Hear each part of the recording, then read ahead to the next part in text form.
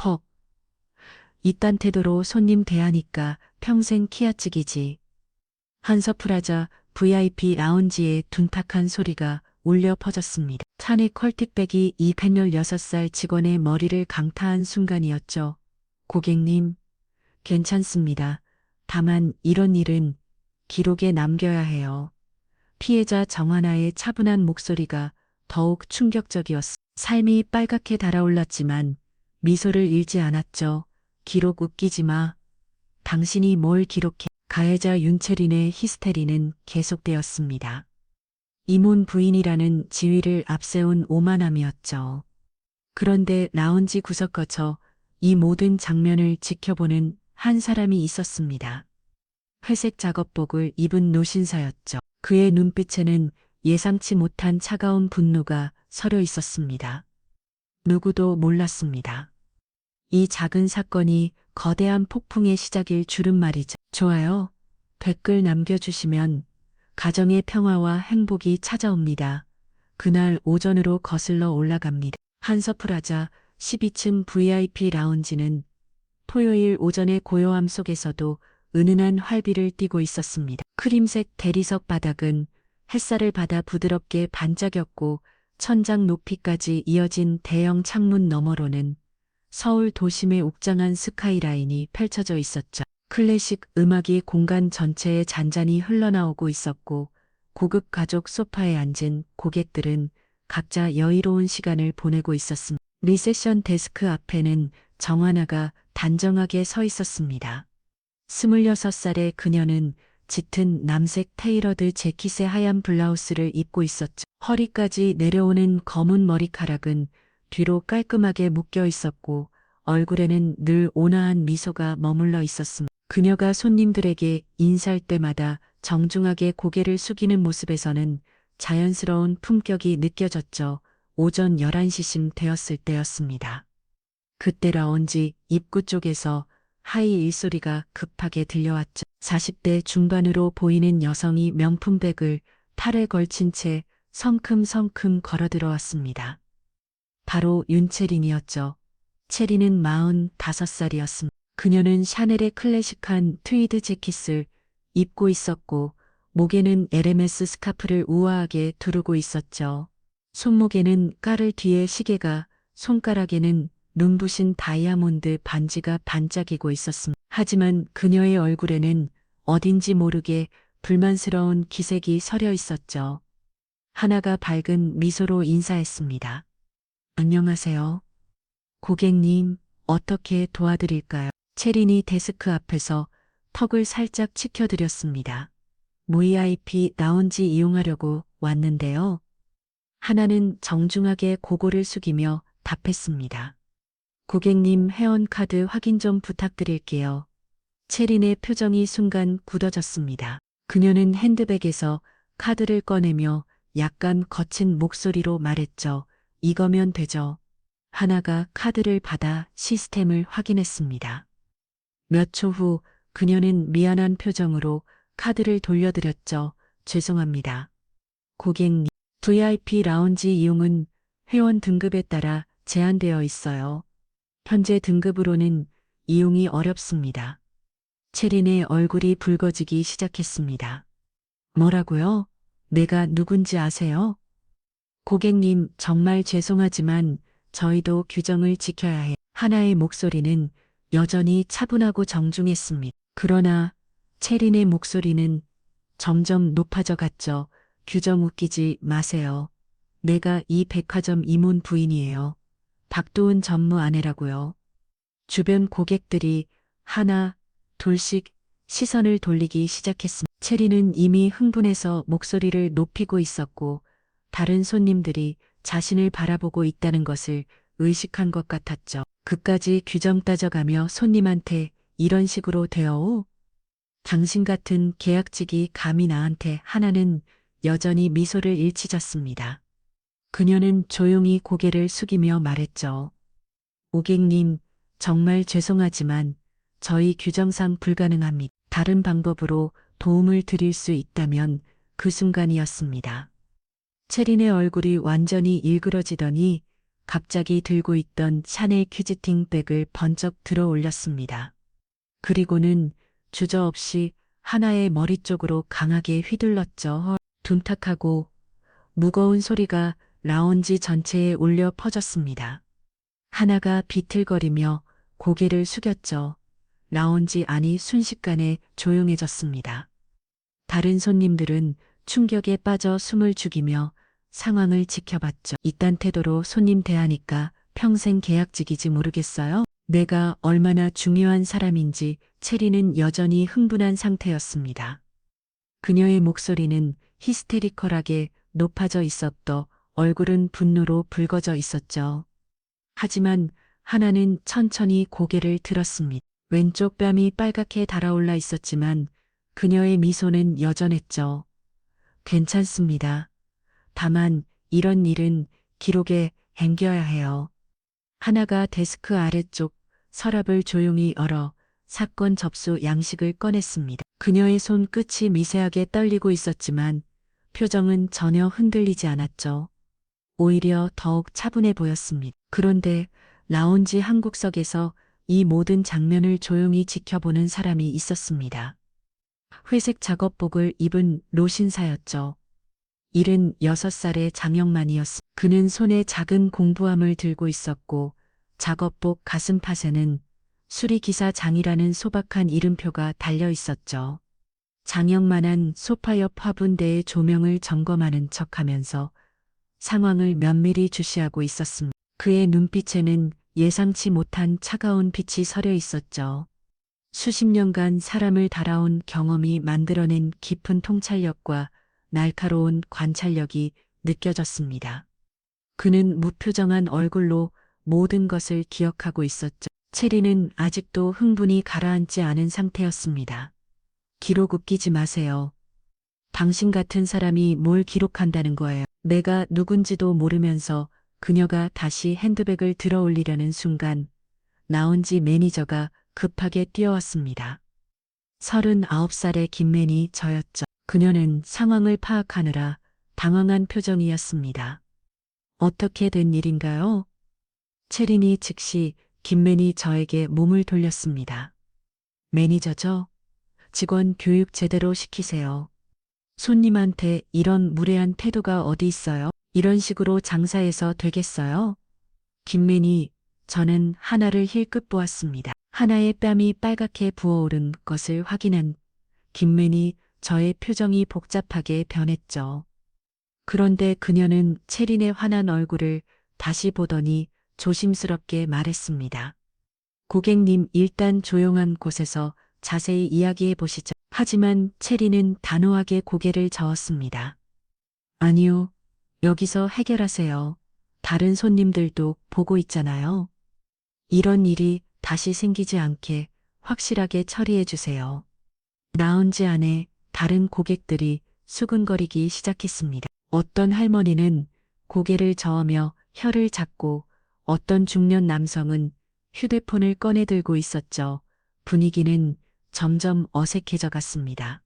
구석에서 지켜보던 장영만의 눈빛이 더욱 차가워졌습니다. 그는 조용히 공부함을 바닥에 내려놓고 작업복 주머니에서 작은 수첩과 펜을 꺼냈죠. 그리고는 침착하게 무언가를 적기 시작했습니다. 날짜, 시간, 상황, 인물들 모든 것을 빠짐없이 기록하고 있었습니다.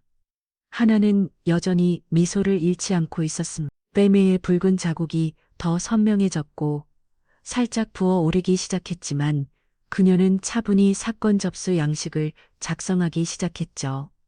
펜을 준 손이 약간 떨렸지만 글씨는 또 박도박 정성스럽게 써내려갔습니다. 오늘 오전 한서프라자 VIP 라운지에서 일어난 이 작은 사건이 앞으로 이 거대한 백화점 전체를 뒤흔들어 놓을 엄청난 파문이 시작이 될 줄은 그 자리에 있던 그 누구도 예상하지 못했습니다. 평온해 보이던 일상 아래에는 이미 깊은 균열이 시작되고 있었던 것이죠.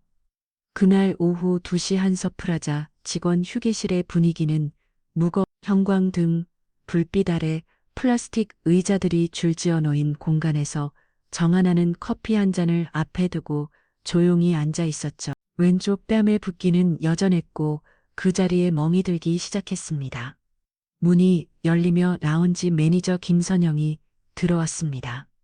39살의 그녀는 평소보다 표정이 어두웠죠. 하나 맞은편에 앉으며 한숨을 내쉬었습니다. 하나씩 좀 이야기해야 할 것 같아요. 하나가 고개를 들었습니다. 그녀의 눈에는 여전히 차분함이 담겨 있었죠. 네, 매니저님, 김선영이 주변을 살핀 후 목소리를 낮췄습니다. 오늘 한 말이에요. 그분이 이몬 부인이에요. 박도은 전무님 안 했거든. 하나의 표정에 미묘한 변화가 스쳤습니다. 그래서요. 그냥 넘어가면 안 될까요? 사건 접수는 취소하고요. 김선영의 입소리에는 애원하는 듯한 톤이 섞여 있었습니다. 그녀도 이 상황이 불편하다는 것을 알 수 있었죠. 하지만 조직에서 살아남기 위해서는 어쩔 수 없다는 표정이 있습니다. 하나가 조용히 커피 잔을 돌렸습니다. 매니저님 규정은 모두를 위한 거잖아. 저뿐만 아니라 다른 직원들을 위해서도요. 김선영의 얼굴이 더욱 어두워졌습니다. 하나씩 현실을 봐요. 우리는 계약직이고 저들은 다르거든요. 하나는 억눌린 감정을 삼켰습니다. 목구멍 깊은 곳에서 무언가가 치매로 오르는 것을 느꼈지만 표정은 흔들리지 않았죠. 그렇다면 앞으로는 어떻게 해야 하나요? 매번 이런 일이 생길 때마다 김선영이 고개를 돌렸습니다. 그녀도 답을 알고 있었지만 말할 수는 없었죠. 한편 보안실에서는 다른 상황이 벌어지고 있었습니다. 오는 2살의 보안실장 최초로가 책상 앞에서 난감한 표정을 짓고 있었죠. 그의 앞에는 하나가 작성한 사건 접수서가 놓여 있었습니다. 최초로는 평생을 이 일에 몸담아온 베테랑이었습니다. 과무치지만 원칙적인 성격으로 옳고 그름을 분명히 구분하는 사람이었죠. 그런 그에게도 이번 상황은 쉽지 않았습니다. 책상 위에 전화벨이 울렸습니다. 최 실장님 영업본부에서 연락 왔습니다. 무슨 일인가요? 오늘 VIP 라운지 사건 관련해서 상층 결제 대기 중이라고 하시네요. 최초로의 눈썹이 미묘하게 움직였습니다. 20년 넘게 이 일을 해오면서 상층 결제 대기라는 표현이 무엇을 의미하는지 너무나 잘 알고 있었죠. 결국 묻지 가능성이 높다는 뜻이었습니다. 그는 서랍에서 USB를 꺼내 컴퓨터에 꽂았습니다. 오늘 오전 VIP 라운지의 CCTV 영상이었죠. 화면에는 윤채린이 정원아의 머리를 내리치는 장면이 선명하게 기록되어 있었습니다. 최초로는 영상을 보며 깊은 한숨을 내쉬었습니다. 며칠이 지났습니다. 정원아는 여전히 출근했지만 주변의 시선이 달라진 것을 느꼈죠. 어떤 동료들은 동정의 눈빛을 보냈고 어떤 이들은 피하는 듯 했습니다. 조직이라는 것이 얼마나 잔혹할 수 있는지를 새삼게 달았죠. 목요일 저녁 하나는 자취방에서 사직서를 쓰기 시작했습니다. A 후 용지 위에 펜을 올렸지만 쉽게 글자가 써지지 않았죠. 창밖으로는 서울의 야경이 반짝이고 있었습니다. 이렇게 도망치면 나만 지는 거야. 그녀는 펜을 내려놓았습니다.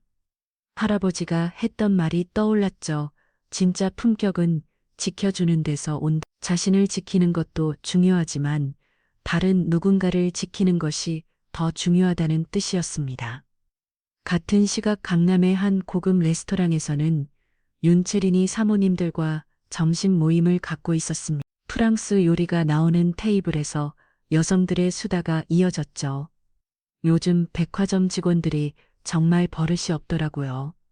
채린이 와인잔을 들며 말했습니다. 5만 원 5살인 그녀는 오늘도 명품으로 치장한 모습이었죠. 어머 무슨 일이 있었어요? 옆자리의 사모님이 관심 있다는 표정으로 물었습니다. 지난주의 VIP 라운지에서 말이에요. 어떤 계약 직원이 저한테 무례하게 군더라고요.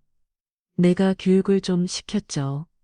채린의 목소리에는 자랑스러운 기색이 섞여 있었습니다. 마치 당연한 일을 한 것처럼 말하고 있었죠. 역시 채린 언니, 그런 애들은 확실하게 해줘야 해요. 다른 사모님들이 마장구를 쳤습니다. 그들에게는 이런 이야기가 흥미로운 화제거리일 뿐이었죠. 그런데 집에 돌아온 채린을 맞은 남편 박도훈의 반응은 달랐습니다. 47살의 그는 거실에서 아내 이야기하리 듣고 얼굴이 굳었죠. 제발 그런 얘기 그만해. 도훈의 목소리에는 깊은 불안감이 배어 있었습니다. 그의 얼굴에는 초조함이 역력했죠. 왜 그래요? 내가 뭔 잘못했다는 거예요? 채린이 화를 내며 소파에 앉았습니다. 당신도 모르겠어요. 요즘 분위기가 어떤데 직원 폭행 같은 일이 알려지면 어떻게 되는지. 도우는 넥타이를 풀며 한숨을 내쉬었습니다.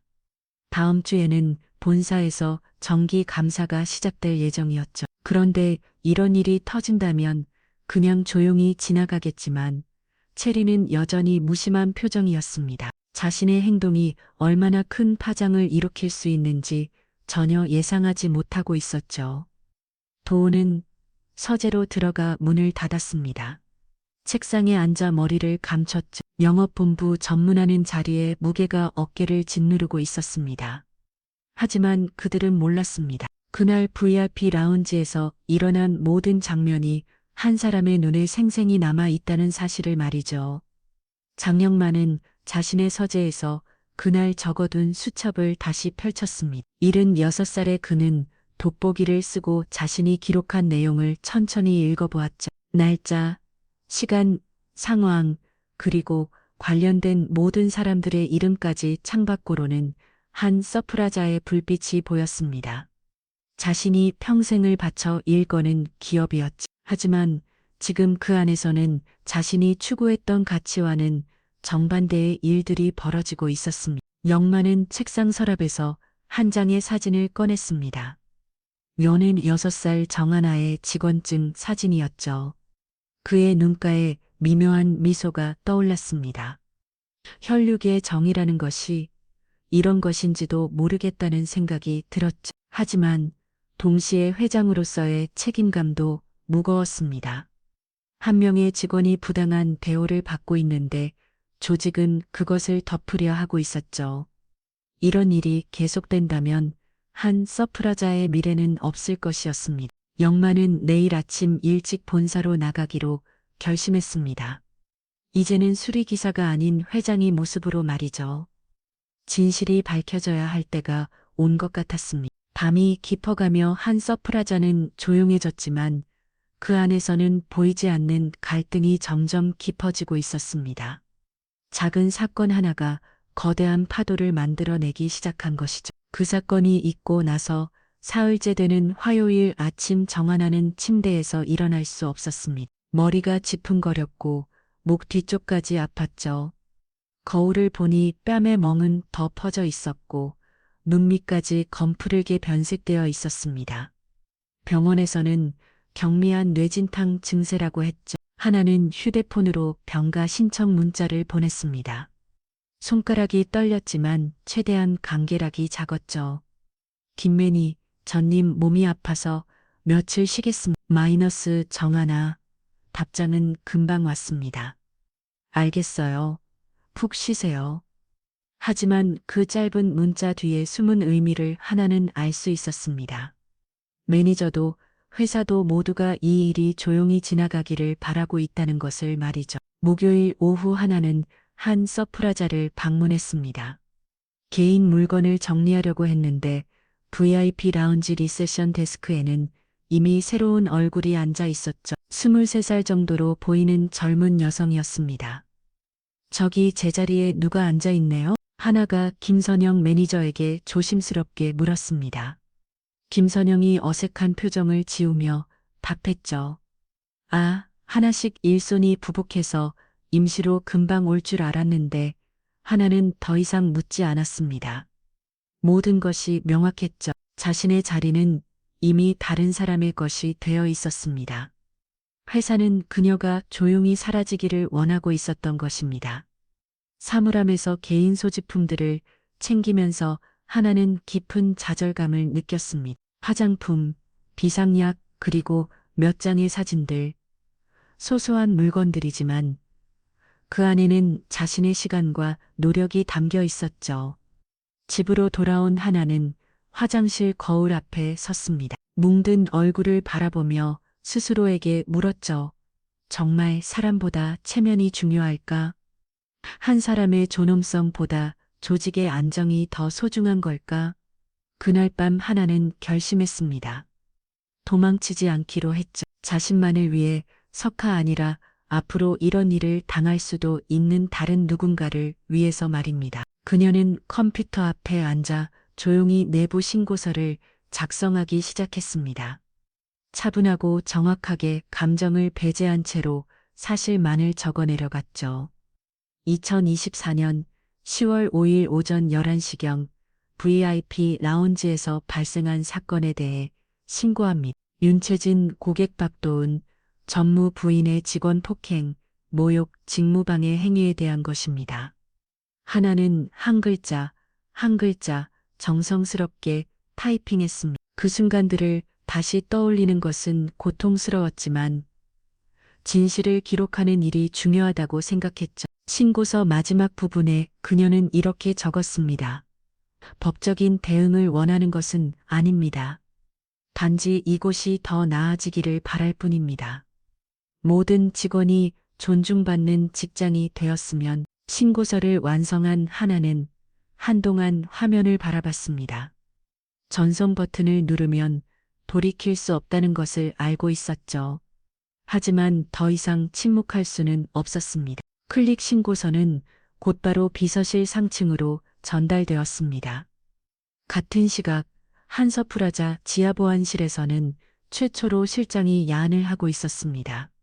그는 며칠 전부터 계속 신경이 쓰였던 CCTV 영상을 다시 한번 확인하고 있었죠. 모니터 화면에는 그날의 장면이 선명하게 재생되고 있었습니다.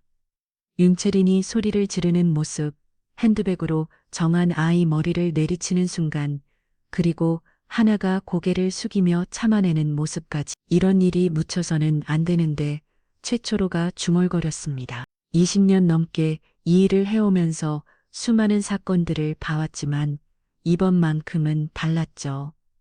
너무나 명확한 증거가 있었고 피해자는 아무 잘못이 없었습니다. 보안 실문이 조용히 열렸습니다.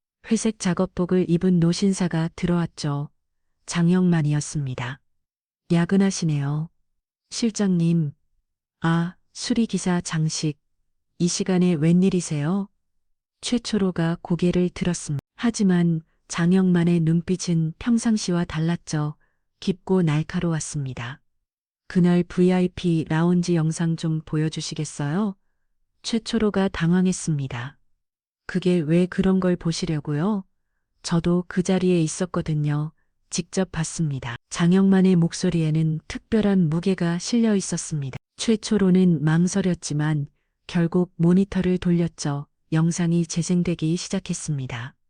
장영만은 아무 말 없이 화면을 응시했습니다. 윤채린의 거친 목소리, 폭력적인 행동, 그리고 정하나의 참아내는 모습이 다시 한번 펼쳐졌죠. 이 집이 왜 이렇게 변했을까요? 장영만이 조용히 중얼거렸습니다. 그의 목소리에는 깊은 슬픔이 배어 있었죠. 장시옥 씨, 이 사건에 대해 아시는 게 더 있나요? 최초로가 조심스럽게 물었습니다. 장영만은 대답 대신 천천히 내부 호출 버튼을 눌렀습니다. 비서실 직통 전화였죠. 여기 보안실입니다. 회장님께 보고드릴 중요한 사안이 있습니다. 최초로의 눈이 커졌습니다. 수리 기사가 어떻게 회장실에 직접 연락을 할 수 있는 건지 이해할 수 없었죠. 전화 너머로 차분한 여성 목소리가 들렸습니다. 네, 알겠습니다. 내일 아침 첫 번째 일정으로 잡아드릴게요. 장영만이 전화를 끊고 최초로를 바라봤습니다. 실장님, 이 영상 원본을 안전하게 복원해 주세요. 그리고 관련된 모든 자료도 함께해. 네.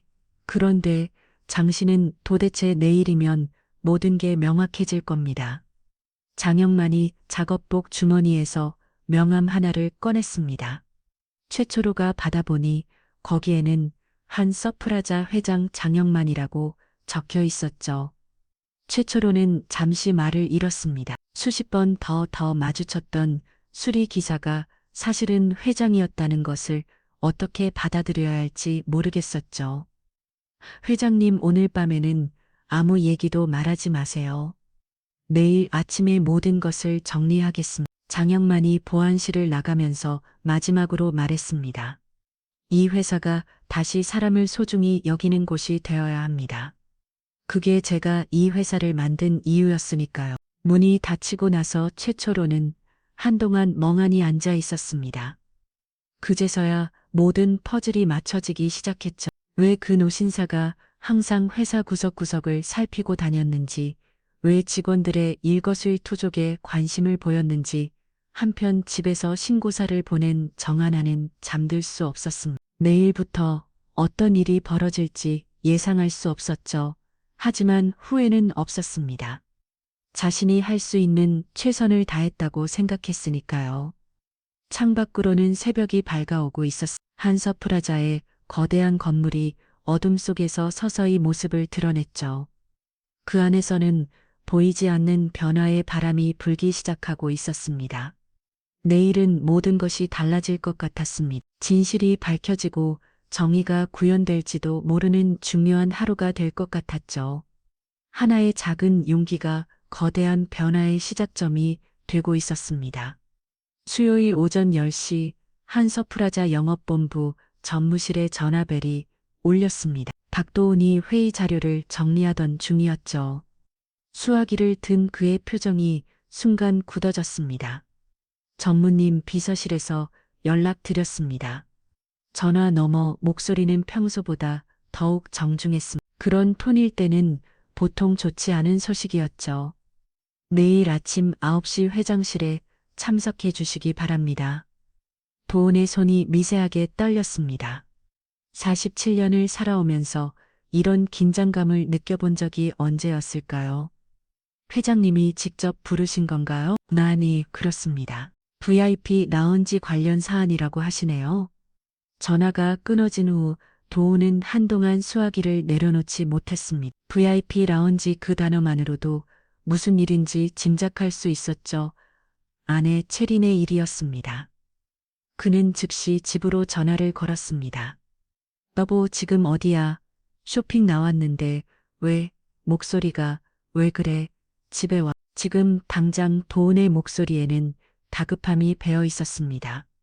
체린도 심상치 않음을 느꼈는지 더 이상 묻지 않았죠. 1시간 후 강남구 압구정동의 고급 아파트 도훈이 현관문을 열고 들어서자 체린이 거실에서 기다리고 있었습니다. 대체 무슨 일이야? 그렇게 급하게 부르면서 지난주 백화점에서 뭘 했어? 도훈의 목소리는 차가웠습니다. 체린의 표정이 잠깐 흔들렸죠. 무슨 말이야? VIP 라운지에서 직원한테 뭘 했냐고? 도훈이 소리를 높였습니다. 평소 온화한 그가 이렇게 화를 내는 모습을 체린은 처음 봤죠. 체린이 소파에 주저앉았습니다. 별거 아니었어. 그냥 무례한 직원이 있어서. 별거 아니야? 회장님이 직접 나를 부르는데. 도훈의 얼굴이 창백해졌습니다.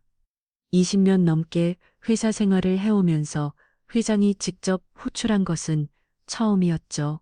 그것도 이런 사안으로 말입니다. 같은 시각 한서프라자 지하보안실에서는 최초로 실장이 USB 하나를 조심스럽게 포장하고 있었습니다. 어젯밤 회장의 정체를 알고 난 후 그는 한숨도 자지 못했죠. 정말 회장님이셨다니. 그는 중얼거리어 CCTV 원본 영상이 담긴 USB를 봉투에 넣었습니다. 함께 들어갈 보고서도 꼼꼼히 검토했죠. 날짜, 시간, 관련자들의 신상 정보까지 모든 것이 정확했습니다.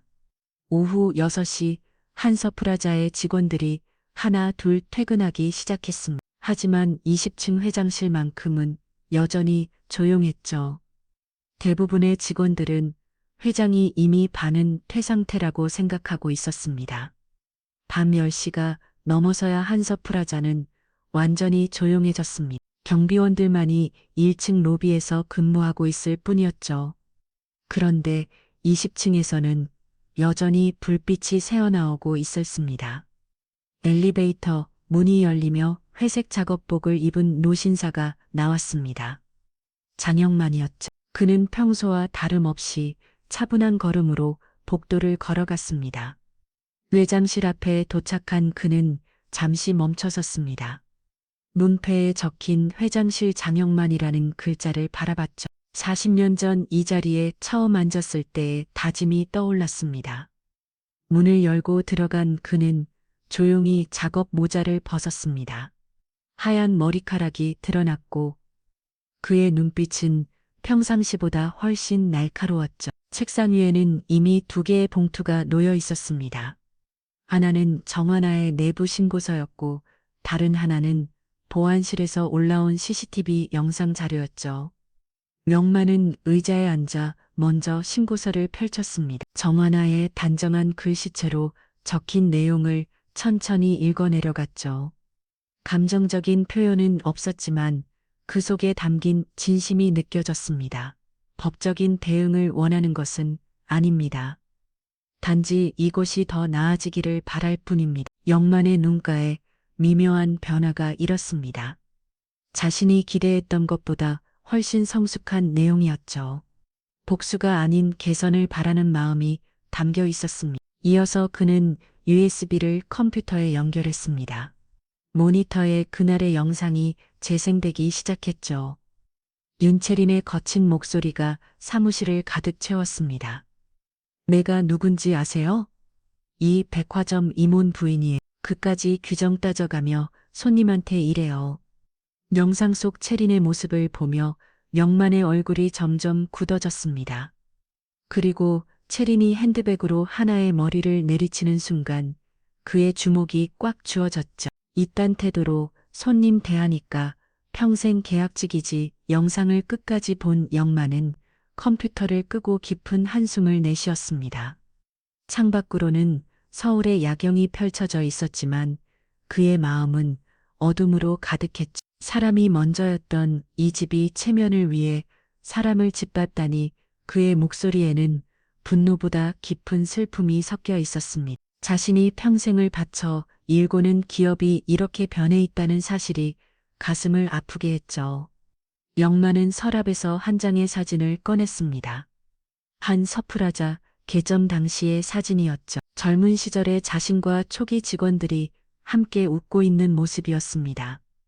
그때는 정말 가족 같은 분위기였죠. 그때 우리가 꿈꿨던 회사가 이런 모습은 아니었는데. 그는 사진을 다시 서랍에 넣고 내일의 일정을 정리하기 시작했습니다. 오전 9시 박도훈 전무와의 면담, 그리고 오후에는 전체 임원회의가 예정되어 있었죠. 하지만 그 전에 해야 할 일이 있었습니다. 정하나를 직접 만나는 것이었죠. 손녀이기 이전에 부당한 대우를 받은 직원으로서 말입니다. 영만은 휴대폰을 꺼내 비서에게 문자를 보냈습니다. 내일 오전 8시 정하나 씨와 개별 면담 일정 잡아주세요. 장소는 회장실 엽소에 이슬로 문자를 보내고 나서 그는 의자에 깊숙이 몸을 맡겼습니다. 76살의 나이에 이런 일을 해결해야 한다는 것이 마음 아팠지만 피할 수는 없었죠. 하나야 할아버지가 늦었구나. 그가 혼자 말로 중얼거렸습니다. 지금까지 정체를 숨기고 회사의 현실을 파악하려 했지만 이제는 회장으로서 나서야 할 때였습니다. 자정이 넘어서야 영만은 집으로 돌아갔습니다. 내일은 한 서프라자 역사상 가장 중요한 하루 중 하나가 될 것 같았죠. 진실이 밝혀지고 정의가 구현되는 날이 될 것이었습니다. 택시 안에서 바라본 한 서프라자의 모습은 평상시와 다름없어 보였습니다. 하지만 그 안에서는 거대한 변화의 바람이 불기 시작하고 있었죠. 전 사람의 용기가 만들어낸 작은 파문이 이제 큰 파도가 되어 모든 것을 바꿀 준비를 하고 있었습니다. 내일 아침 모든 것이 달라질 것이었습니다. 오랫동안 숨어있던 진실이 드러나고 잘못된 것들이 바로 잡히는 날이 될 것이었죠. 목요일 오전 압구정동 고급 아파트의 침실에서 윤채리는 휴대폰을 들여다보고 있었습니다. 5살의 그녀는 피크 잠옷 차림으로 침대에 기대어 앉아 있었죠. 어젯밤 남편과의 언쟁이 이로도 그녀의 분노는 전혀 가라앉지 않았습니다. 내가 뭘 잘못했다는 거야? 채린이 혼자 말을 하며 휴대폰 화면을 터치했습니다. 사격의 사모님들의 단체 채팅방이 열렸죠. 압구정 VIP 모임이라는 이름의 그룹에는 20명의 멤버가 있었습니다. 채리는 주저없이 글을 올렸습니다. 요즘 백화점 알바들 정말 오만해요. 고객을 뭘로 보는지 내가 교육 좀 시켰더니 난리네요. 메시지를 보내고 나자 곧바로 반응들이 올라왔습니다. 어머, 어디 백화점이에요? 요즘 애들 진짜 버르장머리 없죠. 채린 언니가 잘했어요. 채린의 입꼬리 살짝 올라갔습니다. 역시 자신이 옳다는 확신이 들었죠. 그녀는 더욱 자세한 내용을 적기 시작했습니다. 한서프라자의 전 VIP 라운지에서 계약직이 저한테 말대꽃을 낼 정말 참을 수 없더라고요. 하지만 체리는 몰랐습니다. 그 단톡방 멤버 중 한 명이 이미 그 내용을 다른 곳에 공유하기 시작했다는 것을 말이죠. 같은 시각 한서프라자 근처 카페에서는 몇몇 직원들이 모여 앉아 있었습니다. 고객 서비스 팀의 김주연 씨가 휴대폰을 보며 놀란 표정을 지었죠. 이거 봐요. 익명 커뮤니티에 우리 회사 얘기가 올라왔어요. 다른 동료들이 화면을 들여다봤습니다. 직장인 익명 게시판에 올라온 글이었죠. 제목이 VIP 라운지 폭행 사건이네요. 그 내용은 충격적이었습니다.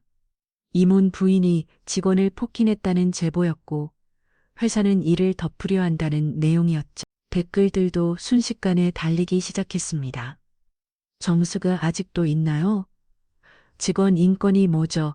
증거는 있나요?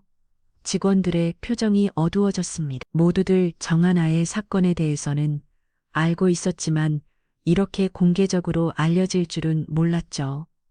오후 2시 박도훈의 사무실에서는 긴급 상황이 벌어지고 있었습니다. 비서가 급하게 들어와 태블릿을 내밀었죠. 전무님, 인터넷에 우리 회사 관련 글이 도우니 화면을 보는 순간 얼굴이 창백해졌습니다. 익명 게시판뿐만 아니라 여러 SNS에서도 관련 글들이 퍼지고 있었죠. 조회수는 이미 수천 건을 넘어가고 있었습니다. 그는 즉시 집으로 전화를 걸었습니다. 체리나 너도 뭔지 됐어. 무슨 소리야? 나 집에만 있었는데. 인터넷 봐. 너 때문에 회사가 난리 났어. 도훈의 목소리는 잘 망적이었습니다. 내일 회장과의 면담을 앞두고 최악의 상황이 벌어진 것이었죠. 체리는 부랴부랴 인터넷을 검색해봤습니다. 한서프라자 VIP 라운지 폭행 연관 검색어들이 실시간으로 올라오고 있었죠. 이건 내가 한 게 아니야. 하지만 이미 늦었습니다. 사격의 단톡방에서 시작된 이야기가 누군가에 의해 외부로 새어나간 것이었죠. 오후 4시 한서 프라자 직원 식당은 술 넘거렸습니다. 평소보다 대화 소리가 많았고 모두들 휴대폰을 보며 수군거리고 있었죠. 정하나 시소식 들었어요? 임원 부인이 정말 그런 짓을 했대. 회사에서는 왜 아무 조치도 안 하는 거죠? 직원들의 분노가 점점 커져가고 있었습니다. 평소에도 각질에 시달렸던 경험들이 하나둘 떠올랐죠. 고객팀의 이민정 씨가 동료에게 속삭했습니다. 저도 작년에 비슷한 일 당했거든요. VIP 고객이 소리 지르면서 왜 신고 안 했어요? 신고해도 소용없잖아요. 오히려 우리가 문제 직원 취급받고 이런 대화들이 곳곳에서 벌어지고 있었습니다. 한 사람의 사건이 전체 조직의 문제로 확산되고 있었죠. 같은 시각 한서프라자 20층 회장실에서는 장영만이 조용히 모니터를 응시하고 있었습니다. 그의 앞에는 여러 개의 창이 열려 있었죠. 익명 게시판, SNS, 그리고 사내 게시판까지 영만은 댓글 하나하나를 꼼꼼히 읽어보고 있었습니다. 직원들의 분노, 고객들의 실망, 그리고 사회의 비판까지 모든 반응을 파악하고 있었죠. 특히 직원들의 댓글에 주목했습니다. 저희 회사 정말 이래요. 고객이 갑이고 직원에는 관리자들은 항상 고객 편만 들어요. 정하나 언니 정말 착한 사람인데 영만의 표정이 점점 굳어졌습니다. 한두 사람의 문제가 아니라 조직 전체의 문화 문제였다는 것을 깨달았죠. 그는 비서에게 내선을 걸었습니다. 내일 오전 일정에 변경이 있습니다. 박도훈 전무와의 면담 전에 정하나 씨를 먼저 만나겠습니다. 네, 알겠습니다. 시간은 어떻게 할까요? 8시로 잡아주세요. 그리고 오후 입원해 있는 전체 직원 대상으로 확대해 주세요. 영만은 전화를 끊고 창밖을 바라봤습니다. 한서프라자 건물 아래로는 여전히 많은 사람들이 오가고 있었죠. 하지만 그 건물 안에서는 보이지 않는 전쟁이 벌어지고 있었습니다. 오후 6시 박도우는 집에 돌아와 거실에서 채린과 마주 앉았습니다. 둘 사이의 분위기는 최악이었죠. 그만해, 당신이 다 무너뜨렸어. 도훈의 목소리는 절규에 가까웠습니다. 체리는 여전히 이해할 수 없다는 표정이었습니다. 자신이 뭘 잘못했는지, 왜 모든 사람이 자신을 비난하는지 알 수 없었죠. 하지만 이미 상황은 돌이킬 수 없는 지경에 이르렀습니다. 인터넷상에서는 한서프라자 불매 운동까지 거론되고 있었죠. 밤 11시 영만은 다시 한번 인터넷 반응을 확인했습니다. 상황은 계속 악화되고 있었죠. 하지만 그의 표정에는 오히려 결연함이 서려 있었습니다. 좋다, 이제 직접 나설 때가 왔군. 그는 내일의 계획을 정리하기 시작했습니다. 더 이상 숨어서 지켜볼 수만은 없었죠. 회장으로서 그리고 창립자로서 모든 것을 바로 잡아야 할 때였습니다. 한서프라자의 긴 밤이 시작되고 있었습니다. 금요일 오전 9시 한서프라자 20층 대회실의 분위기는 무거웠습니다. 길고 넓은 테이블 주위로 여러 명이 앉아 있었죠. 박도훈 전무는 어젯밤 한숨도 자지 못한 듯 얼굴이 상기되어 있었고 그 옆에 윤채리는 여전히 불만스러운 표정이었습니다. 김선영 라운지 매니저는 손을 꼭 쥐고 있었고 최초로 보안실장은 서류 뭉치를 앞에 두고 긴장한 채 앉아 있었죠. 회의실 한쪽에는 비서실 직원들이 대기하고 있었습니다. 그런데 회의실 맨 끝자리에는 예상치 못한 인물이 앉아 있었습니다. 회색 작업복을 입고 모자를 쓴 노신사였죠. 바로 장영만이었습니다. 채린이 그를 보며 눈살을 찌푸렸습니다. 저 수리기사는 왜 여기 있는 거예요? 다른 사람들도 의아해했습니다. 임원 회의에 수리기사가 참석한다는 것은 상식적으로 이해할 수 없었죠. 박도훈이 조심스럽게 입을 열었습니다. 실장님, 회장님은 언제 오시나요? 최초로 보안실장이 시계를 보며 답했습니다. 곧 오실 예정입니다. 그 순간 회의실 끝자리에 앉아있던 노신사가 천천히 일어났습니다. 모든 사람의 시선이 그에게 집중됐죠. 장영만은 작업 모자를 벗었습니다. 하얀 머리카락이 드러났고 그의 눈빛은 평상시와 완전히 달랐습니다. 날카롭고 위험 있는 모습이었죠. 나는 장영만이. 그의 목소리는 차분하지만 강력했습니다. 한서프라자의 회장이다. 회의실이 순간 정적에 빠졌습니다. 채린의 입이 벌어졌고 박도훈의 얼굴은 창백해졌죠. 김선영은 의자에서 일어날 뻔했습니다. 회장님, 도훈의 목소리가 떨렸습니다. 평생을 함께 일해온 회사의 최고 권력자가 수리기사 차림으로 자신들 겪어 있었다는 사실을 믿을 수 없었죠. 영만이 회의실 앞쪽으로 걸어갔습니다. 그의 걸음걸이에서는 수십 년간 기업을 이끌어온 리더십이 느껴졌죠. 여러분 놀랐겠지만 이유가 있었습니다. 최근 몇 달간 이 회사의 현실을 직접 보고 싶었거든요. 그는 회의실 벽면의 대형 모니터를 향해 리모컨을 들었습니다. 그리고 내가 본 것은 화면에 CCTV 영상이 재생되기 시작했습니다. VIP 라운지의 그날 오전 장면이었죠. 윤채린의 거친 목소리가 회의실을 가득 채웠습니다.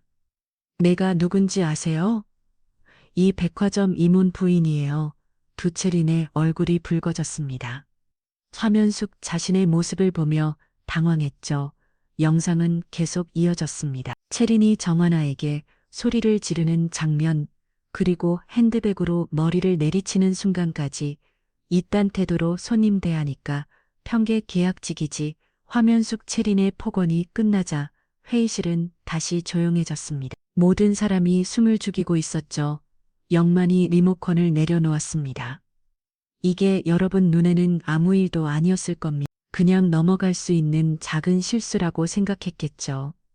그의 목소리에는 깊은 실망감이 배어 있었습니다. 하지만 내 눈에는 이 집의 품격이 무너지는 순간이었습니다. 영만이 채린을 똑바로 바라봤습니다. 윤채린 씨, 당신은 한 사람의 존엄성을 짓밟았습니다. 그것도 아무 잘못도 없는 직원을 상대로 말이에요. 채린이 입을 열려고 했지만 영만이 손을 들어 말을 막았습니다. 변명은 듣지 않겠습니다. 증거는 충분하다. 이어서 그는 박도훈을 바라봤습니다. 박전무, 당신도 마찬가지. 부인의 잘못된 행동을 알면서도 덮으려 했죠. 그게 관리자의 역할입니까? 도훈이 고개를 숙였습니다. 변명할 여지가 없었죠. 영만은 김선영에게도 시선을 돌렸습니다. 김 매니저, 당신은 피해자에게 참으라고 했습니다. 조직을 위해서라면서요. 그런 조직이 과연 존재할 가치가 있을까요? 김선영의 눈에 눈물이 맺혔습니다. 영만이 다시 전체를 둘러봤습니다. 내가 이 회사를 세웠을 때 철학은 사람이 먼저였습니다. 고객도 사람이고 직원도 사람이라는 뜻이었죠. 그의 목소리가 점려 단어였습니다. 하지만 지금의 한서프라자는 그 철학을 잊어버렸습니다. 권력과 지위만이 중요하다고 생각하고 있어요. 영만이 서리를 꺼냈습니다. 따라서 다음과 같이 결정합니다. 회의실의 모든 사람이 숨을 죽였습니다. 박도훈 전무는 즉시 보직 해임합니다. 영업본부장 직책을 박탈하고 일반직으로 전부 발령합니다. 도훈의 얼굴이 창백해졌습니다. 윤채인 씨는 한서프라자 출입을 영구 정지합니다. 더 이상 이곳에 발을 들여놓을 수 없습니다. 채린이 버떡 일어났습니다. 이건 너무하잖아요. 내가 뭘 그렇게 잘못했다고.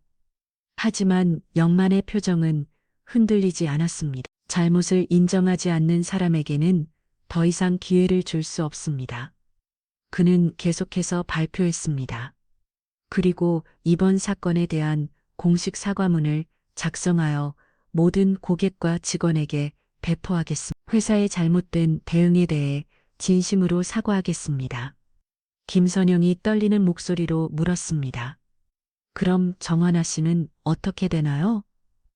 영만의 표정이 부드러워졌습니다. 정환아 씨에게는 정식 사과를 드리고 적절한 보상을 제공하겠습니다.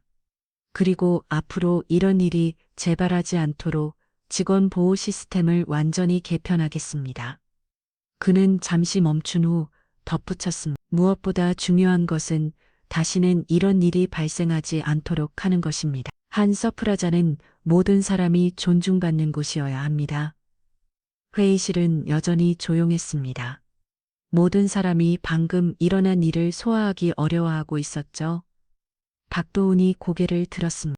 회장님, 저는 박전무 당신에게도 기회는 있습니다. 다시 처음부터 시작한다고 생각하고 일해보세요. 진짜 리더십이 무엇인지 배울 시간을 드리겠습니다. 영만의 말에는 엄격함과 동시에 따뜻함이 섞여 있었습니다. 하지만 채린은 여전히 받아들일 수 없다는 표정이 없습니다. 이런 식으로 처리하시면 우리 가족은 어떻게 되는 거예요? 영만이 그녀를 차갑게 바라봤습니다. 그것은 당신이 선택한 결과입니다. 행동에는 책임이 따르는 법이에요. 회의는 그렇게 마무리 지으니. 하지만 모든 사람이 알고 있었습니다. 이것이 끝이 아니라는 것을 말이죠. 진짜 변화는 이제부터 시작될 것이었습니다. 회의실에는 무거운 침묵이 흘렀습니다. 방금 전까지 격렬했던 분위기가 갑자기 조용해진 것이었죠. 장영만 회장은 창문 쪽으로 천천히 몸을 돌렸습니다. 그의 뒷모습에서는 기쁜 생각에 잠긴 듯한 분위기가 느껴졌. 몇 초의 정적 후 영만이 다시 입을 열었습니다. 그런데 여러분이 알아야 할 것이 하나 더 있습니다. 모든 사람이 다시 긴장했습니다. 이미 충분히 충격적인 상황이었는데 또 다른 폭탄이 터질 것 같았죠. 영만이 천천히 돌아서며 회의실 문 쪽을 바라봤습니다. 정하나 씨, 들어오세요. 문이 열리며 정하나가 조심스럽게 들어왔습니다. 그녀는 단정한 검은색 정장을 입고 있었고 뺨에 먹는 아직 완전히 사라지지 않은 상태였죠. 하지만 그녀의 눈빛에는 며칠 전과는 다른 당당함이 서려 있었습니다. 박도훈과 윤채린이 하나를 보며 당황했습니다. 특히 채린은 자신이 폭행했던 직원이 이런 자리에 나타난 것이 못마땅하다는 표정이었죠. 하나가 회의실 한쪽에 서자 영만이 그녀를 바라보며 말했습니다. 그리고 내가 머리를 다쳐가며 지켜낸 원칙, 그 용기를 보인 정하나는 영만의 목소리가 잠시 멈췄습니다. 그의 눈가에 미묘한 감정이 스쳤죠. 내 소녀다. 회의실이 다시 한번 정적에 빠졌습니다. 이번에는 앞서보다 더 큰 충격이었죠. 모든 사람이 하나를 바라봤습니다. 그제서야 그녀의 이름이 정하나라는 것, 그리고 회장의 성이 장이라는 것 사이에 연결고리를 깨달았습니다. 채린의 얼굴이 창백해졌습니다. 자신이 폭행한 상대가 회장의 소녀였다는 사실을 받아들이기 어려워했죠. 박도훈은 머리를 감쌌습니다. 상황이 얼마나 심각한지 이제야 완전히 이해했습니다. 하나가 고개를 숙이며 조용히 말했습니다. 저는 서프라자의 원칙이 제대로 지켜지는지 보고 싶었습니다. 할아버지께서 만드신 사람이 먼저라는 그녀의 목소리는 떨리고 있었지만 그 속에는 확고한 신념이 담겨 있었습니다. 영만이 고개를 끄덕였습니다. 그리 하나야. 그리고 할아버지가 배운 것은 회장이라는 자리에 앉아서는 결코 진실을 볼 수 없다는 것이었다. 그는 회의실 전체를 둘러보며 계속했습니다. 권력자들은 항상 좋은 모습만 보여주려 하거든요. 하지만 진짜 회사의 모습은 가장 낮은 곳에서 가장 어려운 순간에 드러나는 법비바. 김선영 매니저가 떨리는 목소리로 물었습니다. 그럼 처음부터 아셨던 건가? 물론 알고 있었지. 하지만 하나에게는 절대 도움을 주지 말라고 했다. 정말로 우리 회사가 어떤 곳인지 보고 싶었으니까. 영만의 눈빛이 깊어졌습니다. 그리고 결과는 실망스러웠다. 내 소녀가 폭행을 당했는데도 조직은 이를 덮으려 했고 가해자는 오히려 당당했다. 채린이 마침내 입을 열었습니다. 저는 정말 몰랐어요. 그냥 무례한 직원이라고 생각했을 뿐이에요. 하지만 영만의 표정은 변하지 않았습니다. 그게 바로 문제입니다. 상대방이 누구든 관계없이 사람을 존중해야 하는 거예요. 회장의 소녀 등 일반 계약직이든 말이죠. 그는 단호하게 선언했습니다. 오늘부터 한서프라자는 완전히 달라질 것입니다. 직원 보호원장을 복원하겠습니다. 영만이 비서에게 손질하자 그녀가 준비된 자료를 배포했습니다. 첫째, VIP 고객이라도 직원에게 폭언이나 폭행을 할 경우 즉시 출입 금지 조치합니다. 둘째, 직원 보호를 위한 전담 부서를 신설합니다. 셋째, 고객 응대 메뉴를 전면 개정하여 직원의 인권을 최우선으로 합니다. 박도훈이 조심스럽게 손을 들었습니다. 회장님, 그렇게 되면 일부 VIP 고객들의 반발이 영만이 그를 차갑게 바라봤습니다. 박전무, 그런 생각이 바로 문제의 원인입니다. 직원의 품격이 무너지는 순간 고객의 신뢰도 함께 무너집니다. 그는 더욱 단호하게 말했습니다. 진정한 VIP인 직원을 존중할 줄 아는 사람입니다. 그렇지 않은 사람은 우리가 모실 고객이 아니에요. 하나가 한 발 앞으로 나왔습니다. 할아버지, 아니 회장님, 저는 이번 일을 통해 많은 것을 배웠습니다. 앞으로 더 나은 한서프라자를 만들기 위해 최선을 다하겠습니다. 영만의 얼굴에 처음으로 미소가 떠올랐습니다.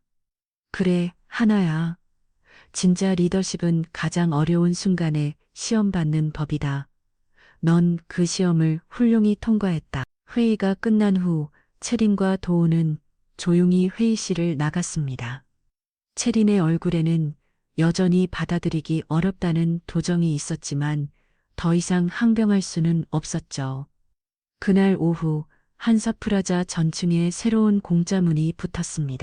한서프라자 직원 보호원장, 우리는 모든 직원이 존중받을 권리가 있음을 선언합니다. 고객과 직원은 동등한 인격체로서 서로를 존중해야 합니다. 어떤 이유로도 폭언, 폭행, 모욕은 허용되지 않습니다. 직원의 품격이 곧 한서의 품격입니다. 한서프라자 회장 장영만, 공짜문을 본 직원들의 반응은 뜨거웠습니다. 오랫동안 참아왔던 서름이 한순간에 해소되는 느낌이었죠. 고객 서비스팀의 김주연 씨가 동료에게 말했습니다. 정말 달라질 것 같아요. 이번엔 진짜로요. 맞아. 회장님이 직접 나서신 거니까 직원 식당에서도 비슷한 대화들이 이어졌습니다. 모든 사람이 변화에 대한 기대감을 갖고 있었죠. 저녁 시간, 영만은 하나와 함께 회장실에 앉아 있었습니다. 할아버지와 소녀의 모습이었죠. 하나야, 힘들었지. 괜찮았어요. 할아버지 오히려 많은 걸 배웠어요. 그래, 진짜 어른이 된 것 같구나. 영만이 창밖을 바라봤습니다. 한서프라자의 불빛이 도시를 밝히고 있었죠. 이제부터가 진짜 시작이다. 문화를 바꾸는 건 쉽지 않거든. 저도 열심히 하겠어요. 그래, 우리 함께 이 집을 다시 사람이 먼저인 곳으로 만들어 보자. 그날 밤 한서프라자는 새로운 출발을 준비하고 있었습니다. 한 사람의 용기가 만들어낸 변화의 바람이 온 건 업무를 휩쓸고 있었죠. 하지만 모든 사람이 알고 있었습니다. 진짜 변화는 이제부터 시작이라는 것을 말이죠. 오래된 관습과 문화를 바꾸는 것은 결코 쉬운 일이 아니었습니다. 그래도 희망이 있었습니다. 진실이 밝혀졌고 정의가 구현되었으니까요. 그리고 무엇보다 모든 사람이 존중받을 수 있는 새로운 시작이 있었습니다. 그로부터 일주일 후 한서프라자 VIP 라운지는 완전히 달라진 모습이었습니다. 새로 단장된 공간에는 따뜻한 조명이 은은하게 퍼져 있었고 직원들의 표정도 한결 밝아져 있었죠. 무엇보다 공기제가 달랐습니다. 긴장감 대신 평온함이 자리 잡고 있었죠. 오후 4시경 라운지 한쪽 구석에서 장영만과 정환아가 나란히 서 있었습니다. 할아버지와 소녀의 모습으로 말이죠. 두 사람은 새로 걸린 액자를 바라보고 있었습니다. 사람이 먼저입니다. 마이너스 회장 장영만 간단하지만 무게감 있는 문구였습니다. 한서프라자의 새로운 철학을 상징하는 메시지였죠. 하나가 조용히 입을 열었습니다. 할아버지, 그날 왜 아무 말도 안 하셨어요? 제가 맞을 때도 그 이후에도 영만이 손녀를 바라봤습니다. 그의 눈빛에는 깊은 애정이 담겨 있었죠. 내가 스스로 맞설 수 있나 보고 싶었다. 그리고 넌 해냈다. 하나의 눈시울이 붉어졌습니다. 그동안 참아왔던 감정극이 한꺼번에 올라왔죠. 힘들지 않았나? 힘들었어요. 하지만 포기하고 싶지는 않았어요. 할아버지가 만든 이곳을 그냥 무너뜨릴 수는 없다고 생각했거든요. 영만이 고개를 끄덕였습니다. 그래, 그게 진짜 용기다. 두 사람은 잠시 침묵했습니다. 라운지에서는 클래식 음악이 잔잔히 흘러나오고 있었고 다른 고객들은 여유롭게 시간을 보내고 있었죠. 하나가 다시 말했습니다. 저는 오히려 할아버지 덕분에 배웠어. 진짜 품격은 누군가를 지킬 때 생긴다는 거예요. 영만의 얼굴에 미소가 떠올랐습니다. 자랑스러운 표정이었죠. 하나야, 이제 정말 어른이 된 것 같구나. 그는 소녀의 어깨에 손을 얹었습니다. 그 손길에는 오랜 세월의 경험과 지혜가 담겨 있었죠. 이제 이 집을 내가 지켜라. 할아버지는 늙었다. 아직 멀었어요. 배울 게 너무 많아요. 천천히 배워가면 된다. 중요한 건 방향을 잃지 않는 것이. 라운지 리셉션에서는 새로운 직원이 고객을 응대하고 있었습니다. 정중하면서도 당당한 모습이었죠. 더 이상 위축되거나 두려워하여 않는 모습이었습니다. 며칠 전 직원을 대상으로 한 교육이 있었습니다. 고객과 직원의 상호 존중이라는 주제였죠. 모든 사람이 진지하게 참여했고 변화에 대한 의지를 보였습니다. 특히 김선영 매니저의 변화가 눈에 띄었습니다. 그녀는 직원들에게 더 이상 참으라고 말하지 않았습니다. 대신 당당하게 대응하라고 격려했죠. 고객님도 사람이고 여러분도 사람입니다. 서로 존중하는 것이 기본이에요. 이런 분위기 변화는 고객들에게도 전해졌습니다. 처음에는 당황하는 사람들도 있었지만 대부분은 긍정적으로 받아들였죠. 어떤 단골 고객은 이렇게 말했습니다. 직원들이 더 밝아진 것 같아요. 예전보다 훨씬 좋아졌네. 변화는 VIP 라운지뿐만 아니라 전체 백화점으로 퍼져나갔습니다. 각 층마다 새로운 안내문이 붙었고 직원 보호를 위한 시스템이 구축되었죠. 고객 불만 처리 과정도 완전히 바뀌었습니다. 이제는 직원과 고객 양쪽의 입장을 공정하게 듣고 합리적인 해결책을 찾는 방식으로 운영되고 있었습니다. 박도우는 일반직으로 발령받은 묵묵히 자신의 일에 집중하고 있었습니다. 처음에는 당황했지만 시간이 지나면서 오히려 마음이 편해졌다고 했죠. 이제야 진짜 일이 뭔지 알 것 같아요. 그가 동료에게 한 말이었습니다. 권력에 매달리지 않고 순수하게 일에만 몰두하니 오히려 보람을 느꼈다고 했지. 윤채리는 출입 금지 이후 소식이 없었습니다. 사격에서도 조용히 지내고 있다는 소문만 들었죠. 일부에서는 반성하고 있다는 얘기도 있었지만 확실하지는 않았습니다. 하지만 중요한 것은 한 서프라자가 달라졌다는 사실이었습니다. 직원들은 더 이상 부당한 대우를 참지 않았고 고객들도 그런 분위기를 이해하고 존중했죠. 영만과 하나는 여전히 라운지에 서 있었습니다. 해가 기울면서 창문으로 들어오는 빛이 황금빛으로 변하고 있었죠. 할아버지 앞으로도 가끔 수리기사 차림으로 나타나실 거예요? 영만이 웃었어. 글쎄 어떨까? 가끔은 필요할지도 모르지. 그럼 저도 모르는 척 할게요. 두 사람이 함께 웃었습니다. 따뜻하고 정겨운 웃음이었죠. 저녁 시간이 다가오면서 라운지의 분위기도 더욱 포근해졌습니다.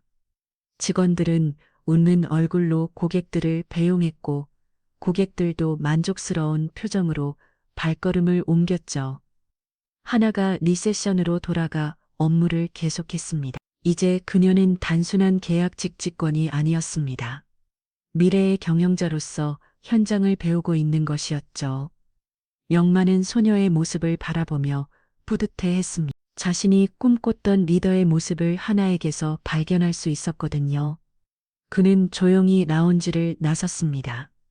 복도를 걸으면서 여기저기를 둘러봤죠. 직원들의 밝은 표정, 고객들의 만족스러운 모습, 그리고 전체적으로 활기찬 분위기까지 엘리베이터를 타고 1층으로 내려가면서 영만은 깊은 만족감을 느꼈습니다. 한때 무너질 뻔했던 한서프라자의 정신이 다시 살아났다는 확신이 들었죠. 로비에서는 저녁 시간 고객들이 분주히 오가고 있었습니다.